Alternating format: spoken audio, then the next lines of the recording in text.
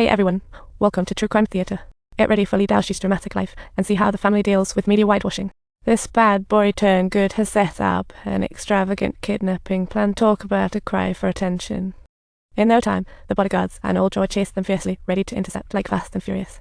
They were busy with pursuers and forgot Old Joy. Lee Daoshi even tried an experiment in the car. Aiming to strike back, he stabbed himself, self-sabotage. Lee Daoshi looked like a kid getting a shot. Ready to strike, Old Joy casually opened the back door. Lee Daoshi instantly retaliated like a hedgehog. The family's revenge was nothing to sneeze at, and they were determined to slice their way through. Talk about swift, and this mother killer fought with all his might, but Lee Daoshi's bodyguards seemed unstoppable. The family fought back fiercely. Lee Daoshi thought he could slip away easily, but the family was ready to throw down and get ready for joyful chaos.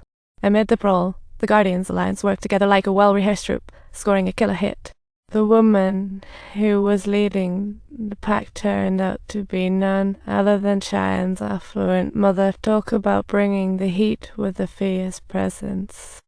17 years ago, when Cheyenne was with Old Joy, her mother forced a rocky road. What a roller coaster. The families were total opposites. With Old Joy handling a serial murder, her mom just wanted to protect her daughter.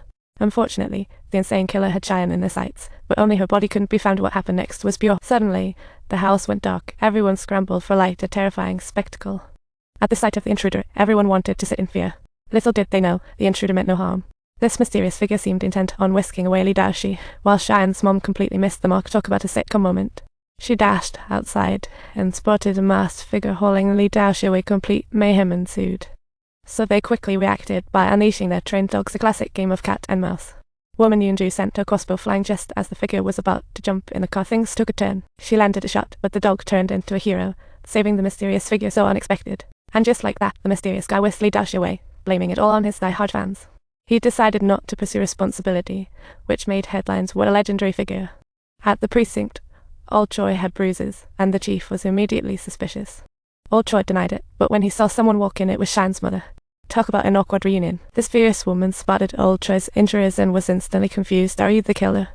She had no clue Old Joy saved Lee Daoshi, but was baffled by his actions. What a twist of fate. Her daughter loved this guy so much, yet he wouldn't even help seek revenge. Baffling, isn't it?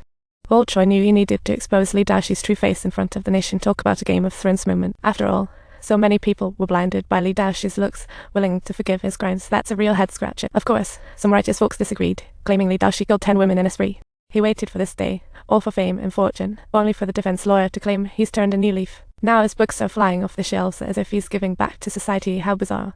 But Old Joy disagreed. How can a serial killer roam free like it's a victory lap? And the police still hadn't uncovered the slip-up. Talk about a tragic comedy. Unless he could prove his innocence, Old Joy would just assume he's a master of deception. Sitting in front of the TV, Cheyenne's mother finally understood Old Joy's motives. This is the climax of a plot twist. If Lee Daoshi revealed Cheyenne's whereabouts, that means he's the killer, and Old Joy had already seen through it all. Then they could team up for a surprise counterattack. Sounds like something out of a TV drama.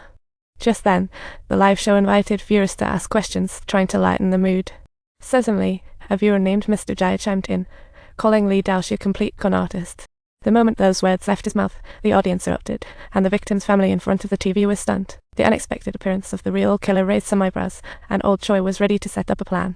Old Joy quickly pinpointed the call's location, but never expected it was coming from his. Hesitant, he returned home to find the fallen phone and bloody note hair-raising. The note read, "I've gone abroad and killed your mother." It felt like a scene straight out of a suspense thriller.